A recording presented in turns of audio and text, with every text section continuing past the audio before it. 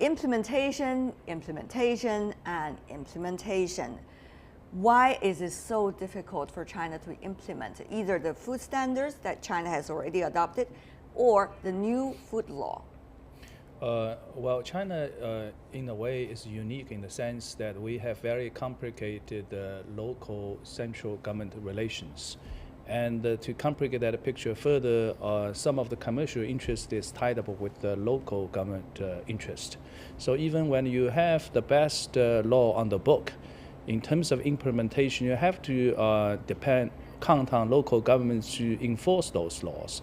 But when part of the tax revenue comes from local-based commercial firms, and local officials tend to use Chinese terms, open one eyes and close one eyes. In other words, they are not tend to be too harsh on firms in their own localities. Right. Well, you could argue that could be the case, but you could also argue in many other countries, there's also a complicated relations between the local government and the central government. Of course, the local governments everywhere want to have the tax money as much as possible, but that does not necessarily equal to the problems that we are having today. Professor Fu, may I just have you further explain your point? Then to get into, well, the devil in details, and then you have to look at the tax structure between which part belongs to the local government, which part belongs to the central government, how the tax transfer goes which way.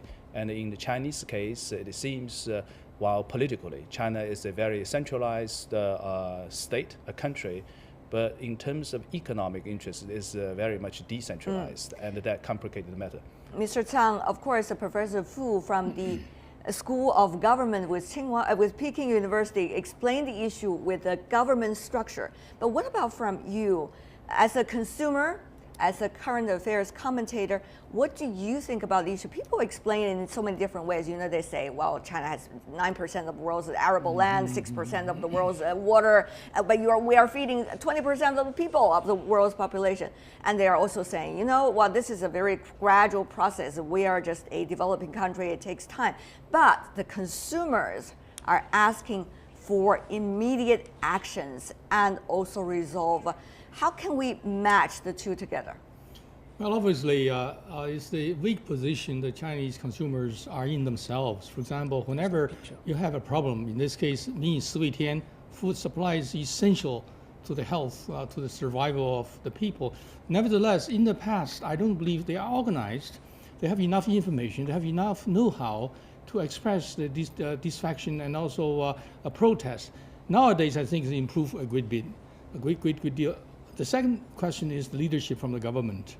Unless the government has decided to take decisive, thorough actions to take care of the issue, we would not have regulations, legislations, and industry practices to back it up. So now this is what happened. The local interests will promote themselves by selling food just to get money quick and fast, and the government leadership is not strong enough, and then the voice from people is not strong enough either. However, I think there are changes now. WHO pay attention to the food safety problems now, and China government taking actions to improve regulations. I think chances are better now than ever to change the situation to a better start at this point. Well, advocacy has always been there. The degree of advocacy, of course, you could argue different from time to time. But on the other hand, it is not just Chinese firms, but we also see when multinational, let's just say, supermarkets coming to China, they have also been selling food that is not necessarily meeting the standards. And therefore, one has to ask the question about the suppliers.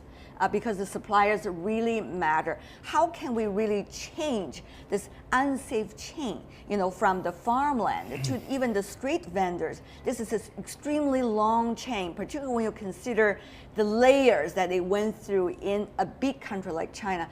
Professor Fu, your thoughts? Well, the problem is not just long chain, it's multiple chains. When you're facing a picture with the multiple suppliers, it's very difficult. And if all the multiple suppliers is within one legal jurisdiction, that would be a little bit easier.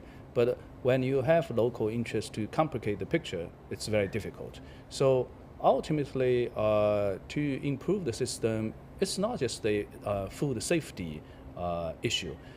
China has to really think hard about the fiscal relationship between central government and the local government. And I think years down the road, I hope we will see is a reform, not just one part of our market system, right, but a systematic way to attack the institutional roots of many of the problems that we are seeing now. Peter Ben Abarek, sir, I'm sure you heard these kind of arguments when you do research about different countries, how they are facing the challenges of food safety. What do you think about these arguments coming from the two gentlemen here in China? Is China's case specifically different from the others? Is there some experiences that you think, besides what you have mentioned earlier, that really can be shared with China? It's true that there are some specificities with China. One of them is the speed with which the food producing sector, the food producing industry has grown over the last 30 years. It has been a tremendous fast-growing industry that has really no long history. So most of the people involved in producing food today in China really don't have a history of producing food. They could as well produce any other type of commodity.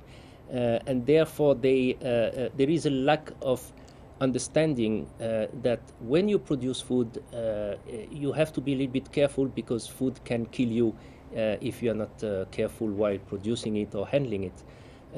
And I think we have not invested enough in educating the food producers in that regard, whether it's on the farm, whether it's the middlemen transporting the food, or whether in the factories producing processed food or vending them.